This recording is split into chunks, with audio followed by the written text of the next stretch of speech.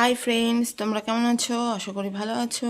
আজকে হচ্ছে বৃহস্পতিবার, তো আজকে বৃহস্পতিবারে লক্ষ্মীবারের শুভেচ্ছা জানিয়ে তোমাদের সাথে নতুন ব্লগ স্টার্ট করছি।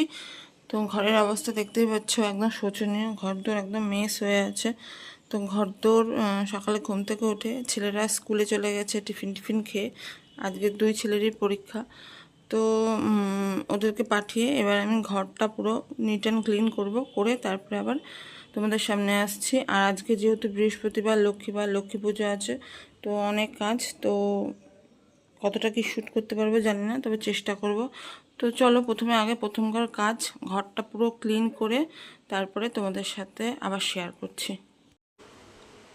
তো আমি ক্যামেরা অফ টফ করে তারপরে হচ্ছে পরিষ্কার করে নিয়েছি ঘরদোর। আর ছেলেরাও পরীক্ষা দিয়ে চলে এসেছে, এসে বললো একটু পড়তে বসি, কারণ পরের দিনে পরীক্ষা ছিল।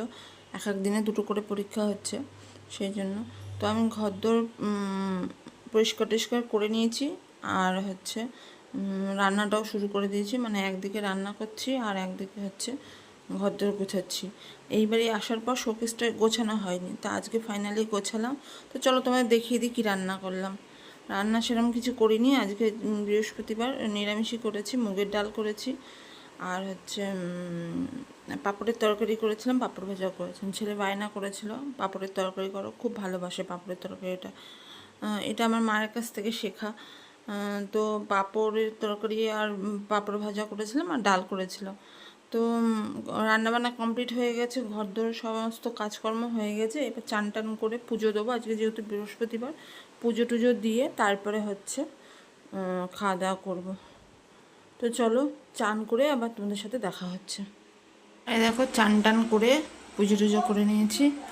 আজকে যেহেতু বৃহস্পতিবার, লক্ষ্মীর ঘর চেঞ্জ করতে হয়, তো এই করে নিয়েছি। শুধুমাত্র সন্দেশই দিয়েছি প্রসাদ, ফল কিনে আনেইনি, আর আমার খেয়াল নেই বলতে আসলে, সেই জন্য আর কি। আর এই ঘরের লাইটটা না খারাপ হয়ে গেছে, সেই জন্য মোবাইলের ফ্ল্যাশ লাইট জ্বালিয়ে ভিডিও শ্যুট করতে হচ্ছে। এই দেখো, দেখতে পাবো না, এই যে লাইটটা খারাপ হয়ে গেছে। তো লাইটটা কিনে আনবে করে সময় পাচ্ছে না, হয়ে উঠছে না। এই হচ্ছে পুজো।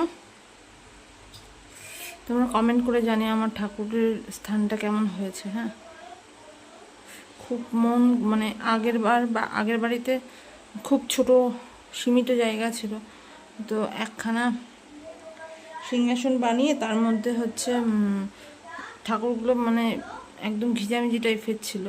তার মধ্যেই ঠাকুরের এইসব জিনিসপত্রগুলো রাখতে হতো। ঠাকুরের জিনিসপত্র আমার বেশি কিছু নেই, কম জিনিস আছে, তবু যেটুকু আছে সব ওর মধ্যে একদম ঘুষাঘুষি করে রাখতে হতো।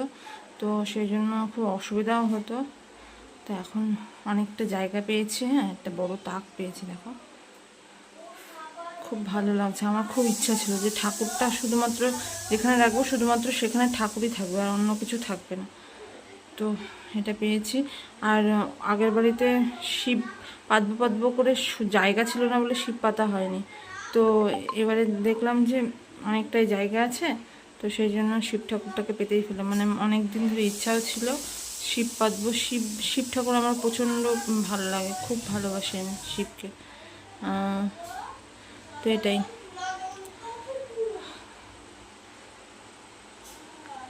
কমেন্ট করে জানি। আর তোমাদের আর একটা জিনিস দেখাই, চলো। আজকে হচ্ছে আগস্ট মাসের 8 তারিখ, ঠিক আছে? তো আমি একটা ফেসবুকে রেমেডি দেখলাম। তো পুজোর সময় তোমাদের একটা রেমেডির কথা বলেছিলাম, সেটাই তোমাদের সন্ধ্যাবেলা দেখাতে আসলাম।